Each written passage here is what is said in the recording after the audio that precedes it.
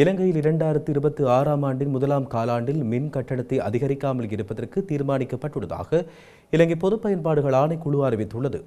அறிக்கை ஒன்றினை வெளியிட்டு அந்த ஆணைக்குழு இந்த விடயத்தினை தெரிவித்துள்ளது.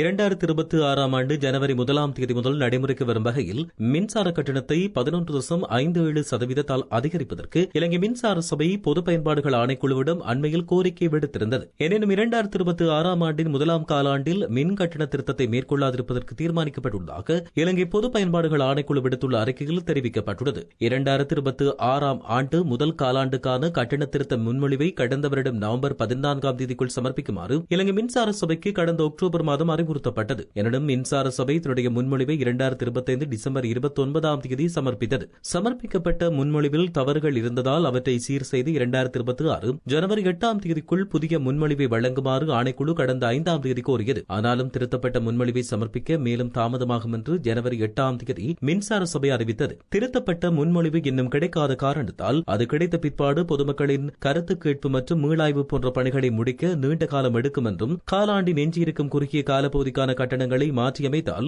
சதவீத அடிப்படையில் கட்டணங்கள் பெருமளவு மாறுபடக்கூடும் எனவும் பொது பயன்பாடுகள் ஆணைக்குழு தெரிவித்துள்ளது. இது நாட்டின் பொருளாதாரத்துக்கு பாரிய அச்சுறுத்தலாக அமையும் என்பதால் தற்போதைய கட்டணத்தை மாற்றாமல் இருக்க தீர்மானிக்கப்பட்டுள்ளது. 2026 ஆண்டின் 2ஆம் காலாண்டுக்கான மின்சார கட்டண திருத்த முன்மொழிவை 2026 பிப்ரவரி 13 தேதி அல்லது அதற்கு முன்னர் சமர்ப்பிக்குமாறு இலங்கை மின்சார சபைக்கு இலங்கை பொது பயன்பாடுகள் ஆணைக்குழு அறிவுறுத்தியுள்ளது.